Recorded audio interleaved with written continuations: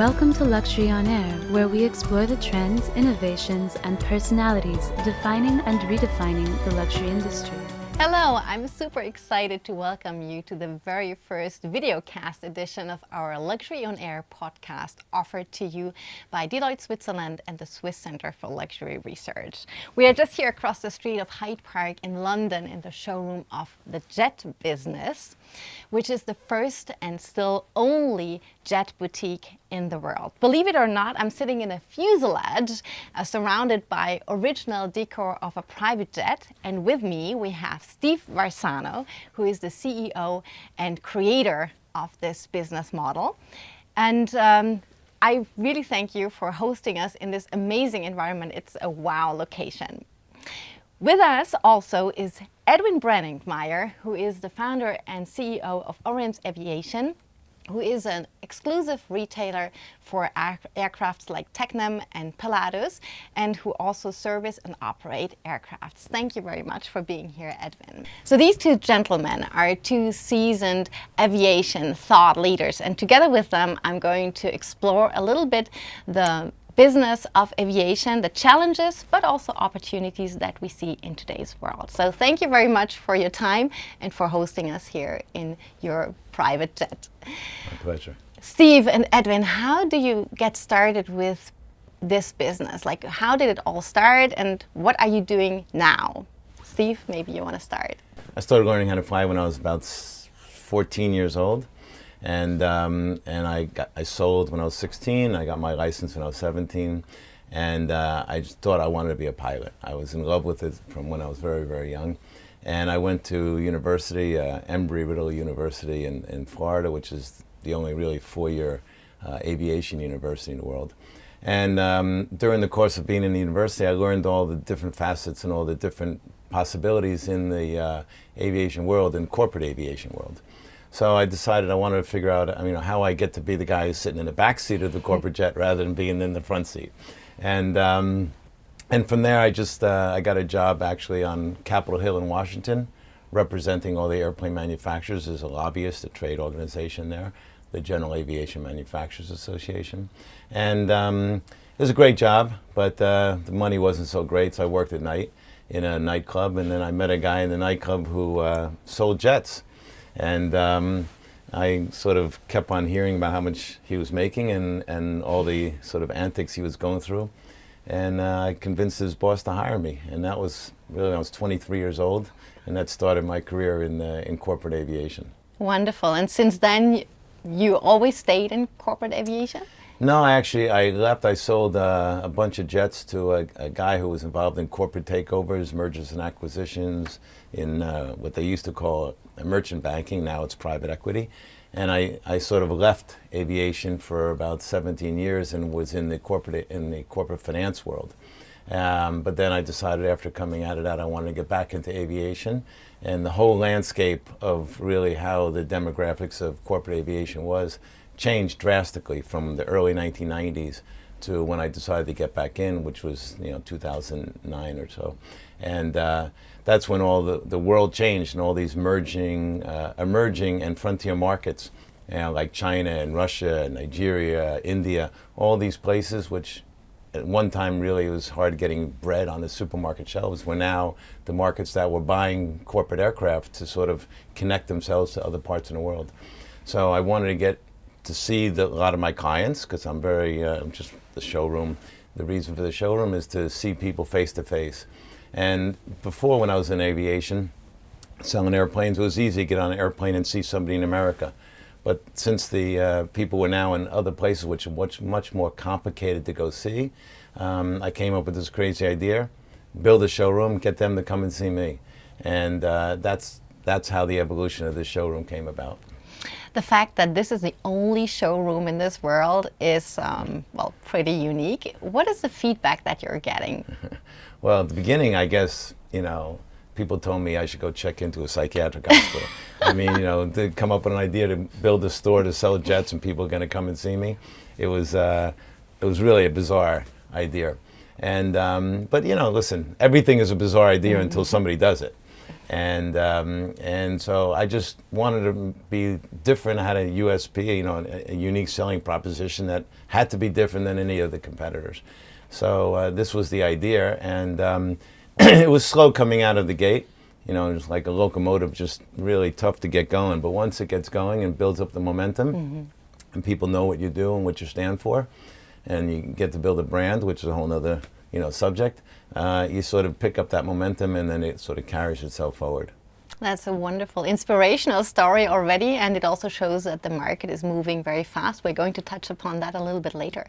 Edwin, how was it for you? Where did you come from, and how did you end up in aviation? Well, it's a little different from Steve, although it started the same. So I also learned to fly when I was 14. That's where I started. In the UK at the time, 17 was the minimum age to solo. So I soloed at 17, got my license at 17. I come from a very large family business. So I spent my early career in retail in the family business, and that's really where I learned about business, about leadership of people, you know, that kind of thing. But I always had this nagging passion for aviation. And in fact, while I was in the retail business, we actually used my personal aircraft to visit the stores. So I got frustrated when the European Executive Board, they'd come from Brussels or Düsseldorf, they'd go and visit us in Vienna, and they'd only ever see the Czech store, the Prague stores, because they'd fly from Vienna to Prague, because that's where the airline connection was. And of course, with my personal aircraft, I could show them all these other stores. I could show them Ostrava and Olomouc and Brno, and you know, there are airfields at all these places that you could visit. So it struck me that you know, having a personal aircraft and business aviation is a very useful tool for industry. And I think that's where my desire for aviation grew. At the time, some very inspirational tech entrepreneurs were experimenting with lighter, more cost-effective aircraft. I think they somewhat underestimated the regulatory burden of aviation. And I actually explored that whole industry from venture capital. So part of our family business was venture capital. So I explored the whole value chain around the operation of these jets. So I looked at airports as part of my dissertation for my MBA, for example. I quickly learned about how operating aircraft works, you know, the operating economics of that. There wasn't really enough deal flow, so we learned from the US, where there was deal flow, and a lot of people were doing this. Took that learning back to Europe, but there was insufficient deal flow in Europe. And that's where I started to advise these companies, you know, how they could be more commercial, how they could write a business plan, how they could pitch for funding. And that led me to the Pilatus business and the Pilatus opportunity in the British Isles to set up a dealership from scratch. And that's kind of how, yeah, that was back in 2015.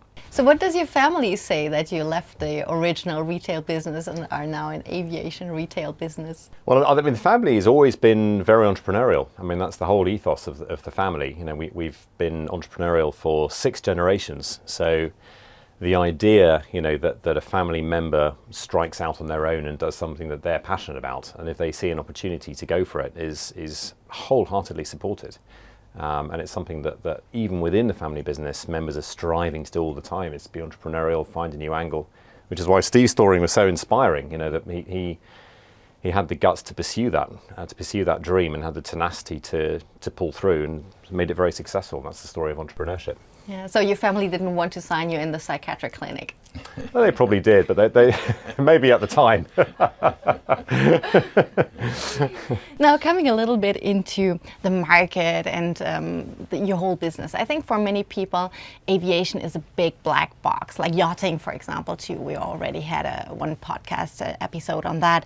So can you tell us and our viewers a little bit about who are the big players, who are the big manufacturers, what are the models, and especially what is the price ticket, and with what do you have to calculate when you want to buy a private jet? Well, in the jet market, there's really a small number of manufacturers. Okay, you have Pilatus, which makes a PC-24. You have Cessna, which is a Textron corporation, which are making sort of small and mid-size jets. You have Embraer, which are making small, mid-size, and super mid-size airplanes. You have Falcon Jet, Bombardier, and Gulfstream, which are really sort of from the super mid-size to the ultra long-range aircraft. And then you have the Boeing and the Airbus aircraft. So really, it's that whole gamut. And also on the lower end, Honda Jet makes a small jet. Those are the biggest players in the world, and they probably, I'd say, approximately 60% of the market is in the United States, and about 15 to 20% of the world market is in Europe, and then the rest is scattered between Africa, Asia, and South America. And those manufacturers, I mean, I know that Pilatus is Swiss, for example, but Gulfstream, I think, is American, right? Yes. And Bombardier is Canadian. Is there any other players coming from other markets? Well, there's some new players in the whole next generation of aviation in the eVTOL, the electric vertical takeoff and landing, and electric aircraft. That's a whole new generation of manufacturers that are coming, and they might get bought up by existing manufacturers. But for right now, they're sort of a lot of guys, if you want to call it, people in their garages that are coming up with incredible technology. And then there's some other companies that are very well funded by private equity or by car companies and things like that, really getting into that next world of aviation and transportation. We're going to talk about that a little bit later too. Can you tell us a little bit about the sizes? I have no idea when you talk about small and mid-size and super mid-size and large. What is mid-size, for example? Okay, mid-size is like sitting inside a minivan or a Viano. Okay, it's probably the best comparison. What you're sitting in right now is not normal. Okay, this is unfortunately the perception of what corporate aviation is, but in fact, out of 24,000 jets in the world, there's probably only about 250 that are like this, and out of the 250, more than half of them are heads of state. So really, you're talking about 100 airplanes out of 24,000 that are like this. That's the perception, but it's not the reality. The reality are like the PC-24 in the jet market I'm talking about, not in the turboprop market. The small and mid-size jets are, about 60%, if not more, of the airplanes, and they're really, an airplane for a 2-hour flight, they can go 4, 5, 6 hours. But the average flight of all corporate jets is something like 2.3, 2.4 hours and 2.4 people.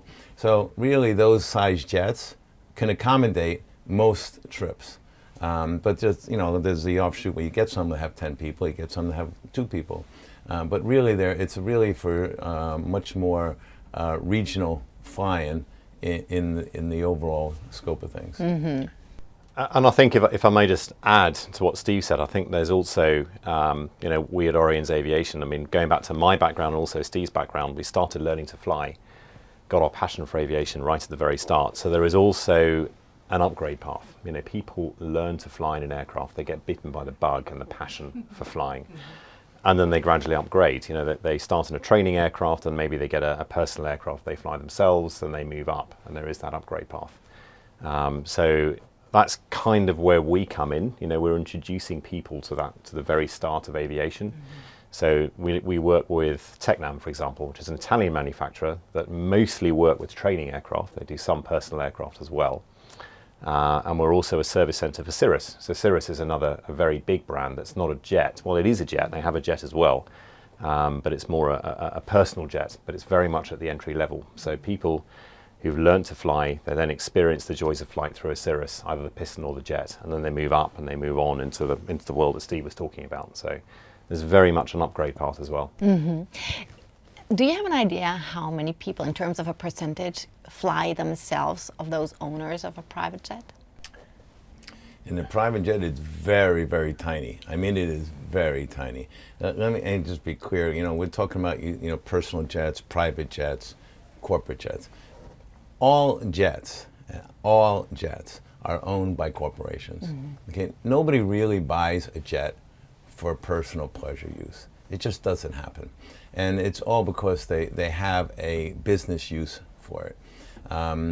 So sometimes when you on the smaller airplanes, the turboprops or things like that, or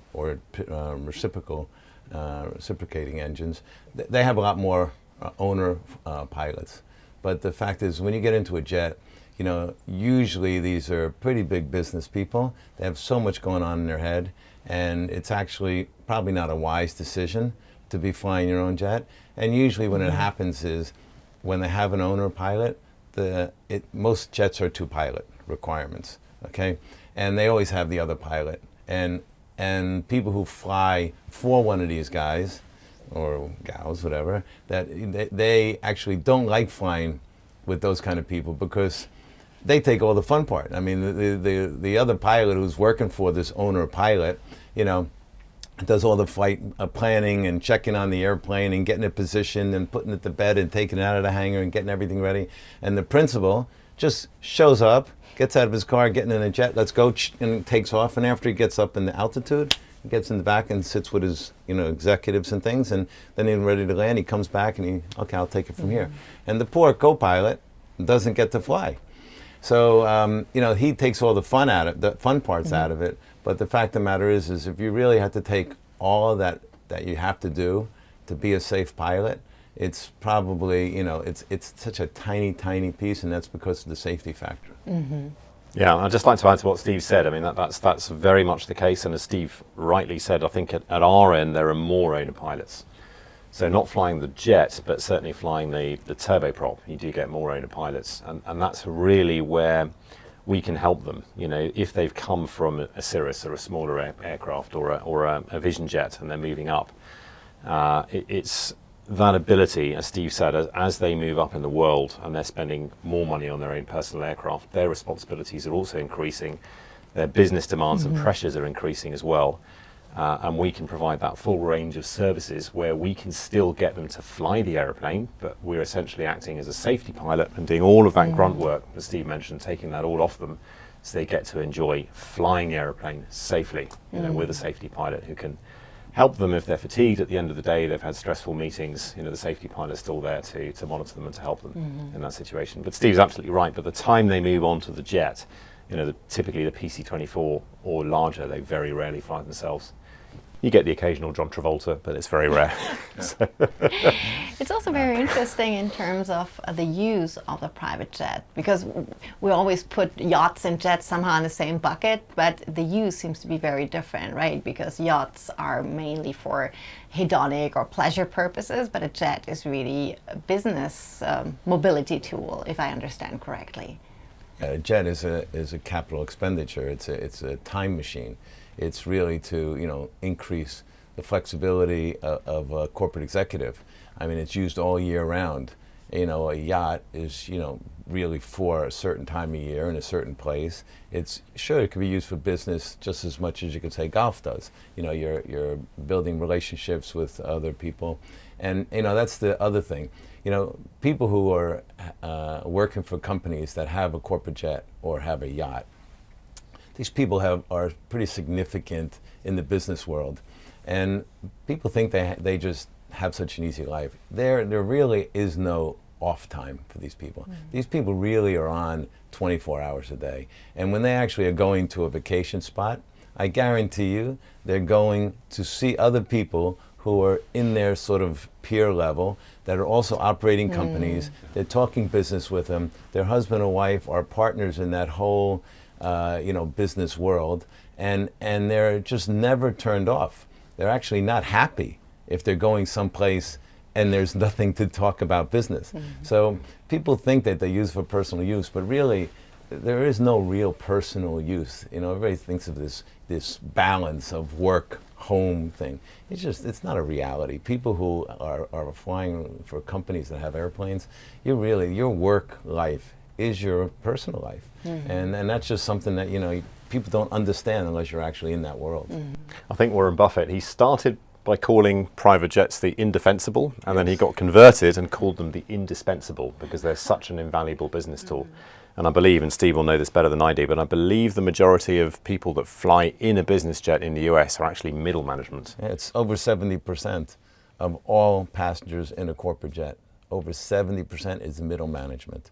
Yeah, so, and then you have the C-level, the CEO, CFO, you know, those kind of people. They are actually taking up the other 25%. I mean, the charter market is more for personal use. than the owner of a corporate aircraft. Now we're coming already to the big myths of the private jet business. There's a lot of those. This is what I wanted to ask. Like, what do you think are the biggest myths that are out there that we can clarify now? You want to start? I think we've already touched on some of them. So I think there is a perception that private jets are just a toy, but there's so much more to a private aircraft than a toy. And as Steve has quite rightly said, this environment is not typical of a private jet. The cabins are much smaller. People are on the aeroplane, they choose to fly a private jet because it affords more privacy, so they can actually hold a meeting or talk about confidential information on the aircraft, so they can use their travel time productively. They're flying on their own schedule, not an airline schedule. They can get back to their families at night, so it improves their family time rather than having to stay overnight in a hotel. And that's really where the private jet comes into its own. So it's not it is very much also the pleasure of flying a jet, but it's also the business tool and the productivity that's afforded by a private jet as well. Yeah, I mean, I'll punch this one right in the face, okay? This idea that the corporate jets are damaging the environment is something that is really the biggest misnomer and falsehood there is. Our industry has probably done more and is doing more to get sustainability and to get zero emissions than any other form of transportation in the world. They're doing electrification, they're doing carbon offsetting, they're taking carbon CO2 out of the atmosphere. I mean, there's leaps and bounds over any other form of transportation. And the fact of the matter is the corporate aviation is contributing 0.04% of the CO2 issue, which, by the way, the CO2 percentage of the atmosphere is 0.02% of the atmosphere. So if you really, really look at it, the CO2 of corporate jets as a part of the atmosphere is like 0.0008%. It's not a contributing factor. And unfortunately, that's the perception, but it's probably the tiniest of any form of existence, whether it's food, whether it's clothing, whether it's transportation, whether it's anything in the world. Corporate aviation is the least contributor. So, and they're doing the most to even reduce that to the negative, not even zero, to negative. So I think that's the biggest myth. I think exactly right. I think as you said, I think our contribution to the environment or to damaging CO2 emissions is so small, but that doesn't mean we're ignoring it. On the contrary, I think we're so passionate about doing everything that we can, the responsibility that we collectively have as human beings on this planet. I'm not even talking about aviation, to try to preserve the planet for future generations. And we are very actively as an industry working hard to do better. We offset all our flights, so we have what's called an AOC, so we're operating aircraft. We just offset them. We don't even give the customer a choice. We just do it. And frankly, also, there is a lot of funding that's now being attracted to innovation. And that's the exciting thing for me as an entrepreneur as well. I think we as a species, human beings on this planet, are very smart. We're very intelligent. We got rid of coal fires in the 1950s when we had smog. I'm an optimist. I think as an entrepreneur you have to be. And I believe that human beings are smart and are resourceful, and we will find a solution. And funding is now being diverted towards this. And I'm personally investing in an electric aviation startup. The regulator is acknowledging this, and they're allowing more flexibility to be innovative and to experiment with new technology at the sub 600 kilo level. So that's where the innovation is happening. To Steve's point, it's very much happening at the lower end, where you can get proof of concept safely and then expand that and scale it to the larger aircraft, and then the whole industry will benefit. So it's an exciting time, I think. I mean, the industry does so much more than it does damage. I mean, it's moving, businesses forward. It's employing, millions and millions of people. The world is not going to solve problems like this by going backwards. It's going to solve things by technological advancements and with, artificial intelligence, quantum computing, these kind of things. I think nobody really knows how fast or what we're going to discover tomorrow or next week or next month. I mean, everybody thinks in a very linear way. Oh, it's been like this 30 years ago, this is 20 years ago, 10 years ago, this is what we're going to do 10 years from now. The world's not acting like that anymore, and the wealth of information and advancement is just going like a hockey stick, and I don't think people understand that. You can't put down your guard and say, oh, it's going to happen, let's not worry about it. But you know, the world was worrying, I don't know how many times 30, 40 years ago that we would never have enough food to serve everybody in the world, and now more people die because they overeat instead of undereat. So, you know, the world just evolves and adapts, and I'm sure there's going to be so many more advancements that's just going to take this problem off the table. And you just mentioned it in the beginning of our episode today, that when you left the industry and you were coming back, that so many things had already changed. And I would like to transition to another question that I have around that. Just in the past years, where there was so much change in our environment, also pertaining to Corona, for example, what were the biggest changes that you saw in the last, let's say, 5 years? Let's say pre-COVID, during COVID, and since then. Well, I mean, big changes. There was a study pre-COVID, I believe it was McKinsey, who said that 90% of people who could afford to travel privately chose not to pre-COVID.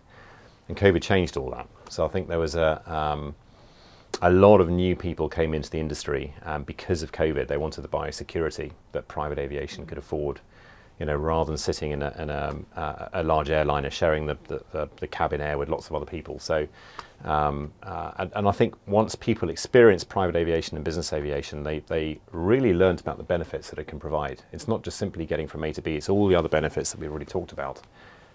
So the industry has, strangely, but thank goodness, it really has benefited very much from COVID. It's introduced more people to the industry. Yeah, there's no question. And you know, this term luxury, which is the subject of this podcast, I think there's two sides of luxury. I think corporate aviation, because I don't say corporate aviation is luxury. It's a time machine. However, if you want to look at one definition of luxury, it should be time and convenience. And that's where luxury in corporate aviation comes into play. The fact that you get more convenience. And there's the other side of it, which is, the brand, the ego, the status. That's luxury on a different side of the scale.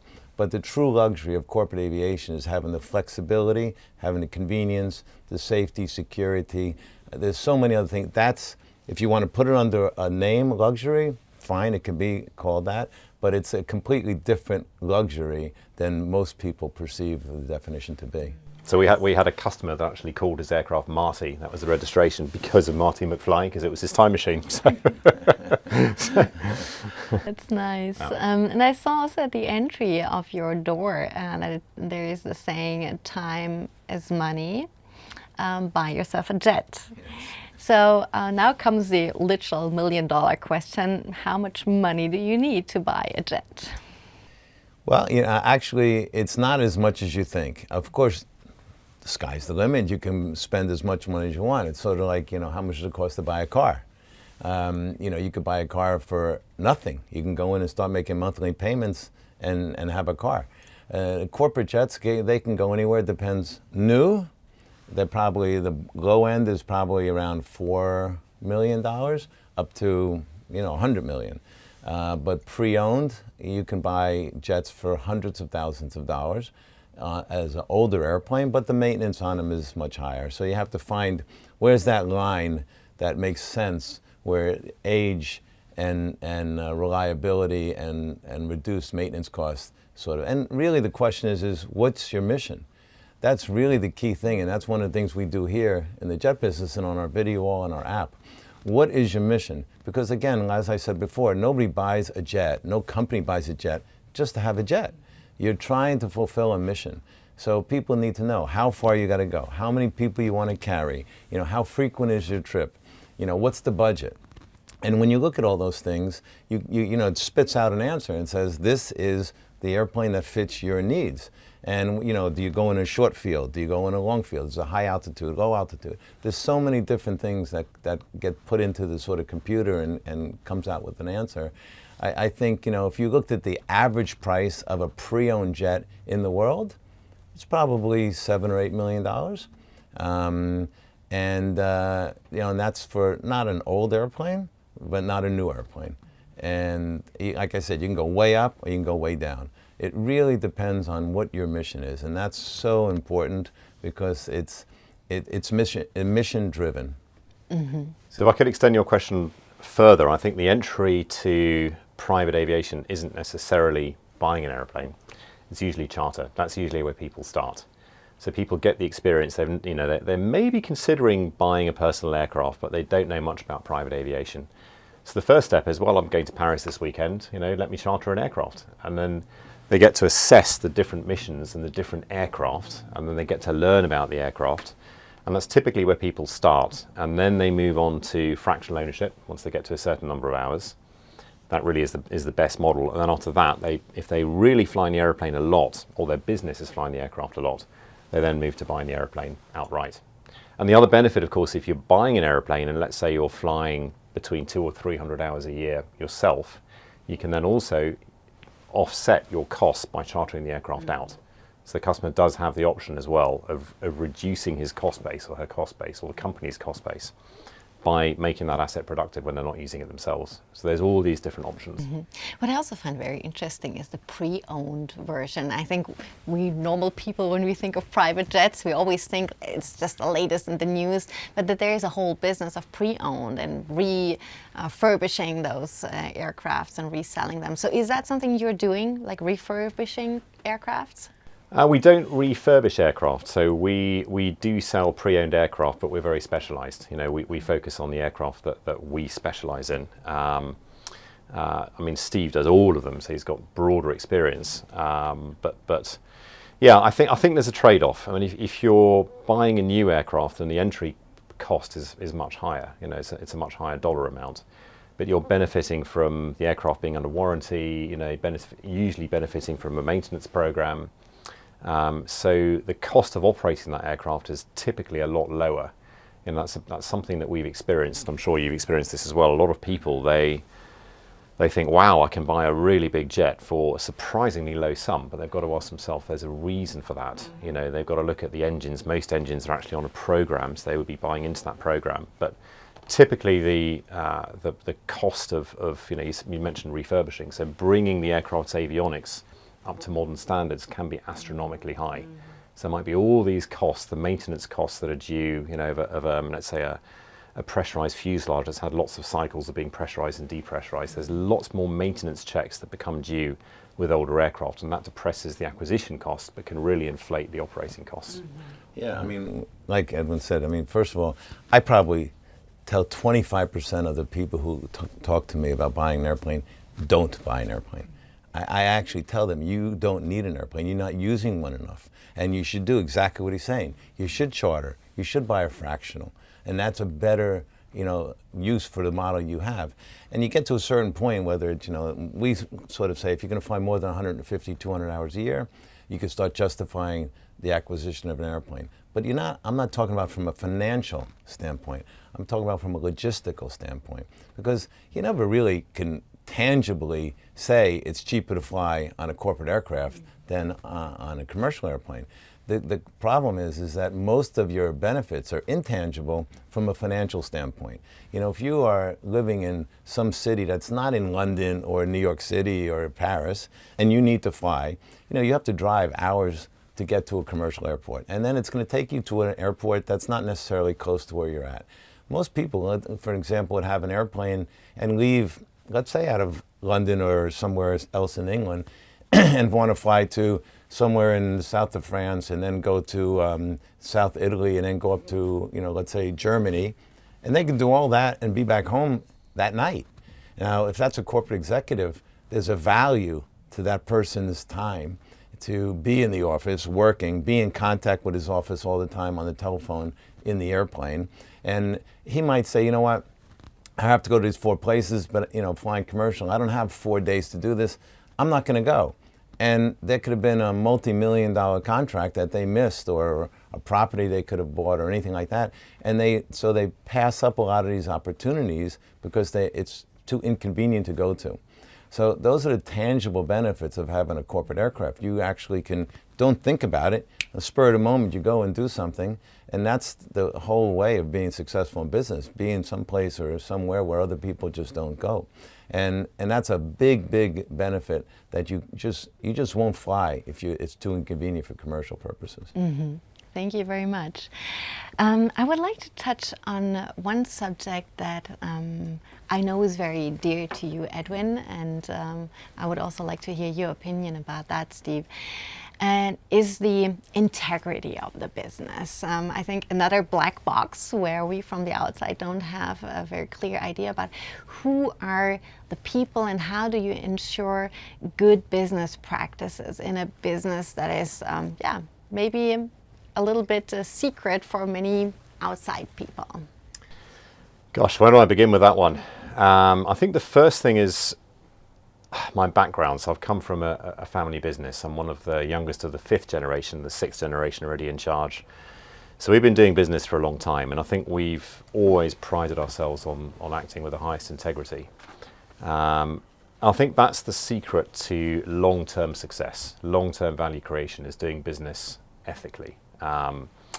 And it's the same in business aviation. It's a very, very small industry. Everyone knows everyone else.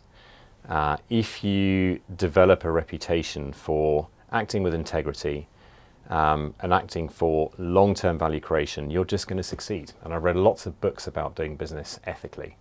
And you read it, and actually it's just fundamental good business sense. There's no rocket science behind it.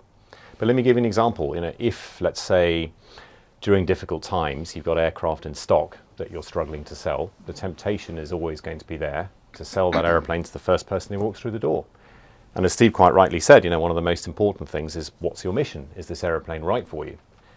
So if you sell that person the wrong aeroplane because you're under pressure to sell that aircraft in the short term, but you don't think about long-term value creation, that person's never going to come back to you, and you've ruined your reputation as a business. If you say to that person, you know what, I don't think that aeroplane is suitable for you, as Steve was saying before, and he walks away and buys something else, he's going to say, you know what, I really trust those guys. They've told me the truth, and I believe in what they're telling me, and as a result of that, I'm going to do business with them in future. And I think it's not just working with customers, it's also how you work with your employees. And that's something that I'm trying to develop now in my business, is have a purpose. Are we in the business of selling airplanes, or are we in the business of increasing business productivity, of creating a dream? Maybe somebody's always wanted to have an aircraft, and now they have the opportunity and they have the freedom to fly. Are we giving people freedom? What are we actually in the business of doing? Is it really just selling airplanes? If you go to a restaurant, is it all about food, or is it about connecting people? Is it about a shared experience? So what is the business that we're in? And if your staff have that sense of a purpose and they have fun doing that and delivering that, guess what? They're going to enjoy working with each other more. There's going to be a very positive culture and a rapport within that business that the customer will also see, and that will actually feed through to the customer as well. So it permeates every aspect of the business, and it includes the suppliers. Everyone that you touch in the business, that culture has to be there. And I think that's a very sound, fundamental business sense. Yeah, I think, listen, we live on and survive on a reputation, on referral business, repeat business, but it goes back all again to brand. If you have to build your own brand, and your brand has to stand for something, because the general brand in the luxury world, let's say, it sort of reduces risks. It gives it a value. It shows you what you stand for versus competition. So, if you really, thank goodness we don't have to sell an airplane next week to pay our rent. We're successful in what we do, and if we don't like the person that we're talking to, we just won't do business with them. So we have that luxury of pick and choosing who we want to deal with. And in our world, believe me, we have some real winners that we have to deal with. And because, we're more successful with doing business with the decision makers in a corporation, an entrepreneurial-led company, not so much the Fortune 1000 company, where you have sort of different levels of boards and committees to deal with, because We just have more success, communicating our message to the decision maker and telling them what they need or what we can do for them, and try to get to their objective by understanding what their needs are. And if it goes through different layers, you sort of lost through translation, what you're trying to get through. And when you talk to those decision makers, I mean, they are strong, successful, powerful, in every sense of the word. They know what they want. Sometimes they don't know what they want, but they think they do. And you sort of have to listen and listen and listen. But the fact of the matter is if you have 1 inch, fraction of insincerity, okay, or mistrust that comes across, you are finished. They just discard you in 2 seconds, and you are finished. So you really, I know when I'm talking to somebody, it is a sincere conversation I'm having. I'm trying to learn what they're trying to achieve and trying to see if I can, do that for them. It's not how do I outsmart them and how do I get around it. It's an attitude. And I think that's part of our brand ethos. And I think, we know who the people are like that in our industry, and we know the people who are not. And you try to just stay away from the people who are just not that kind of a personality. Mm-hmm. I very much like the term ethos also behind, because it really speaks to your vocation of doing what you're doing. So can you talk a little bit about what do you really love about what you're doing? What is the thing that really makes you tick and get up in the morning and say it's just...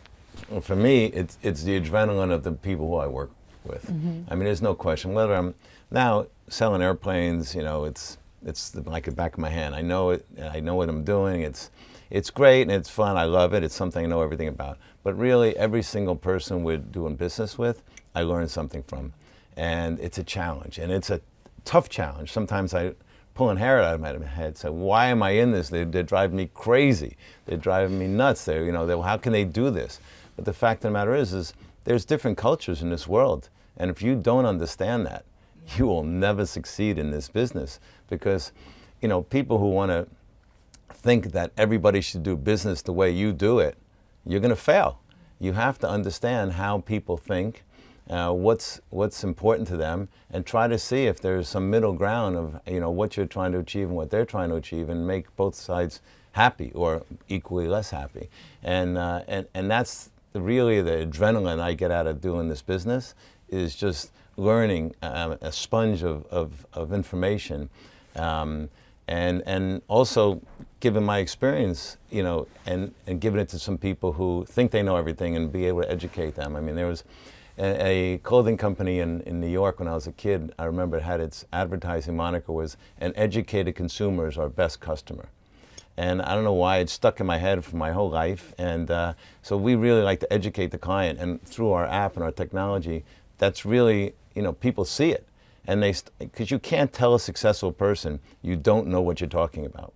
You just can't do that. But you could show them that they don't know what they're talking about. And they understand that quickly, and they say, wow, there's something here I didn't know. And now they turn around and start being more open, because they see you can actually help them. That's the key. That's the icing on the cake, getting them to appreciate what you're doing for them.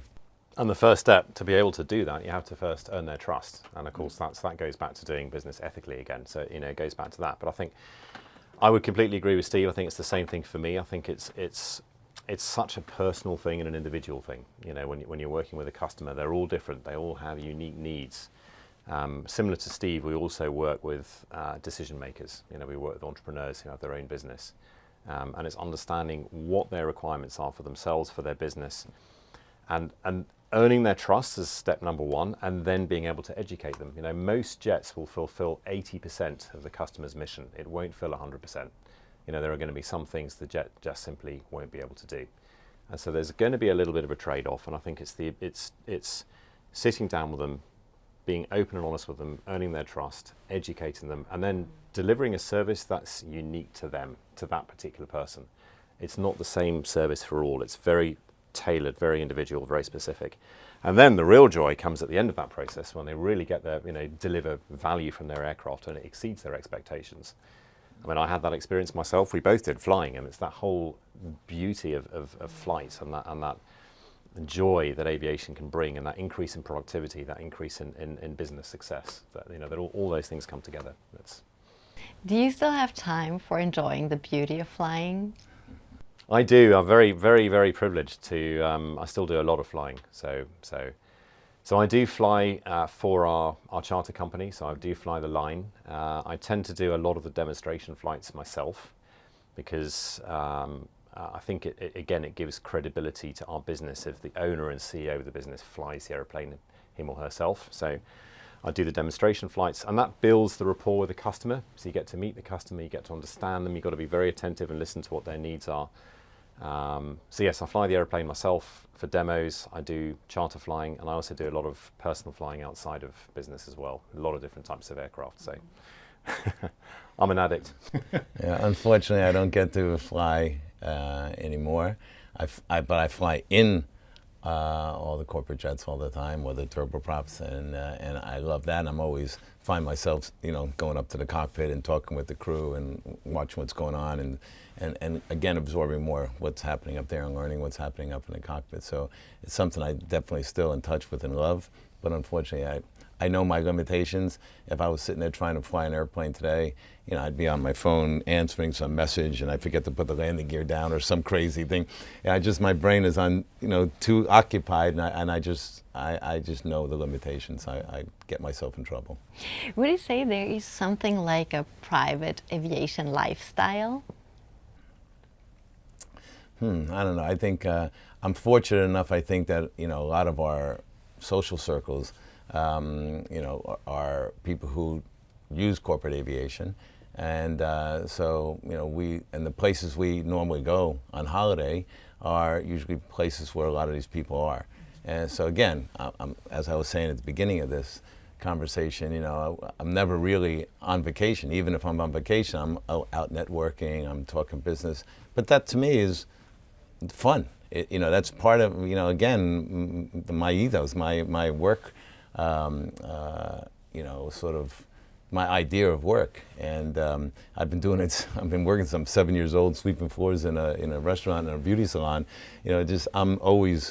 I'm happier when I'm working and just creating or learning. Mm-hmm. We're slowly coming towards the end of our podcast, and I have a couple of more personal questions. This is normally how we do it.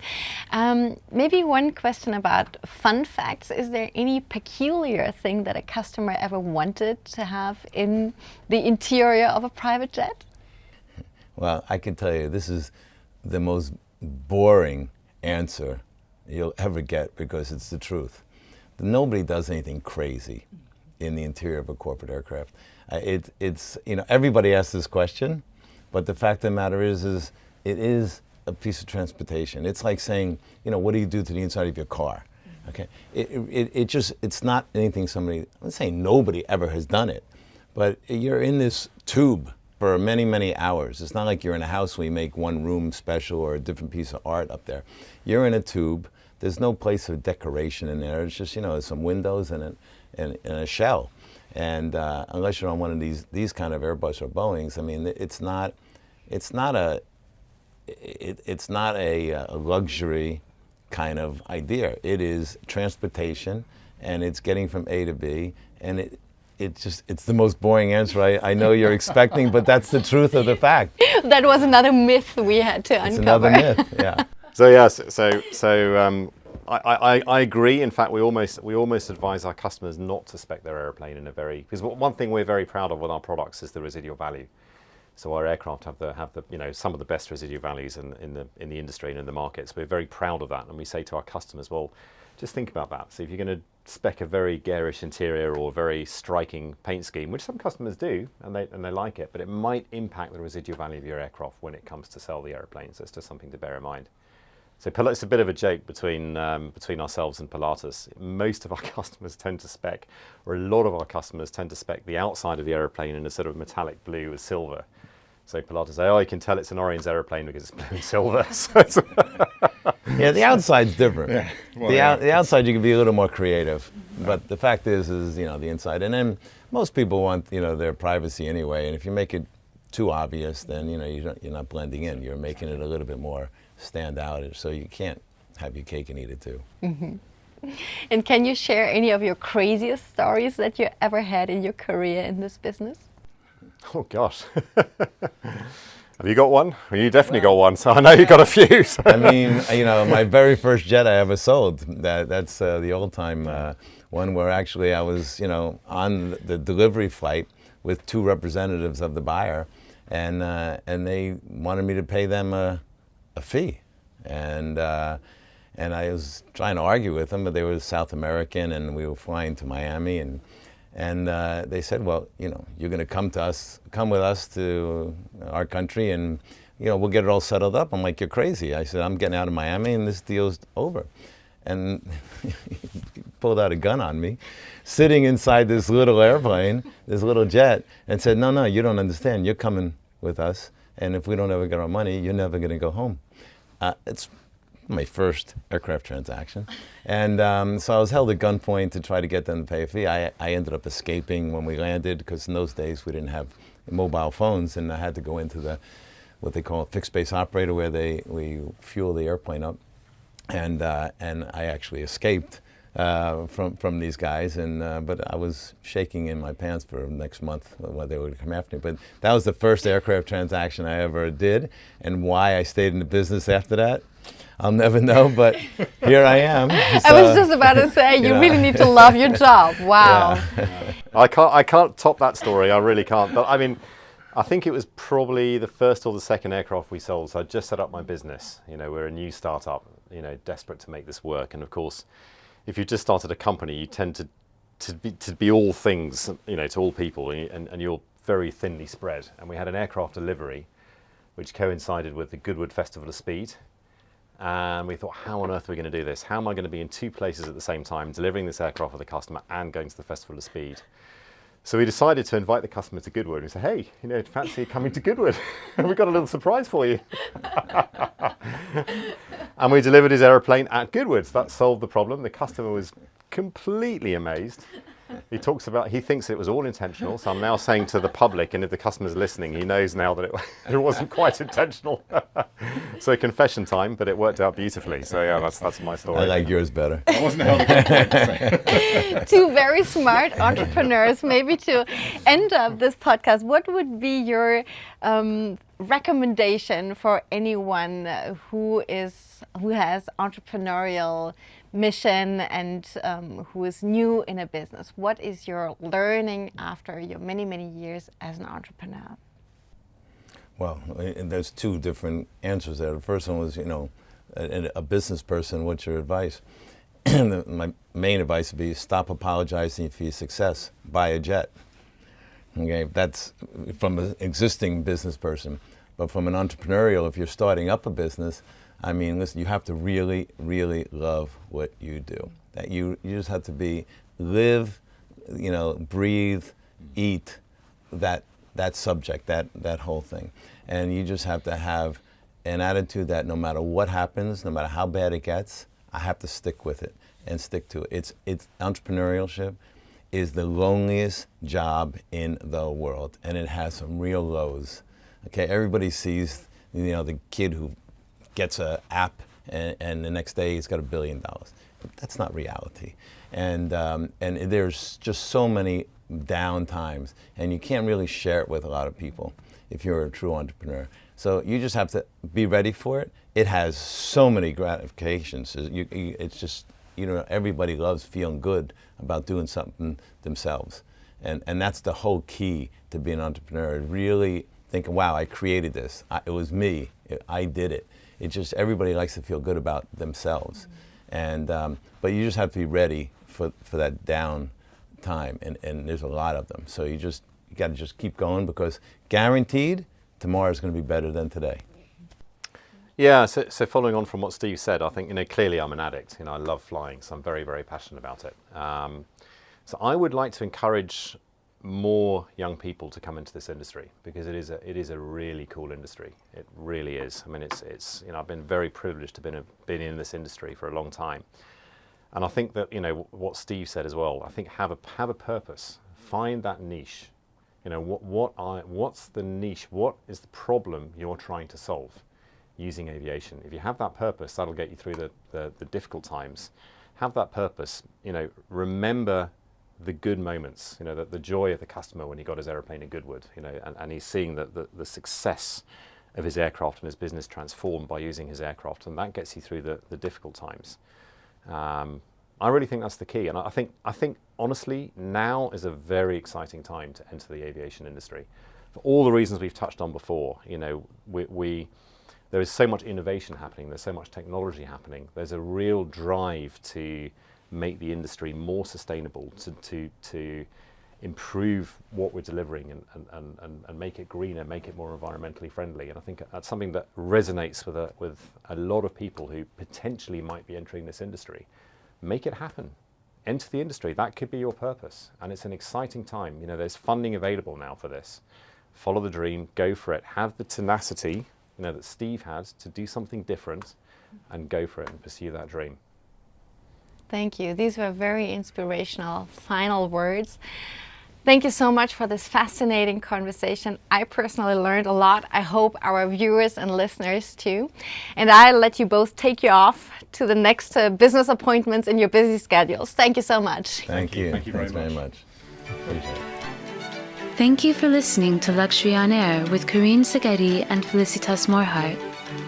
This podcast is provided to you by Deloitte Switzerland and the Swiss Center for Luxury Research. If you've enjoyed this episode, you can leave us a 5-star review. If you're keen to stay up to date on what's trending in the luxury industry, don't forget to subscribe.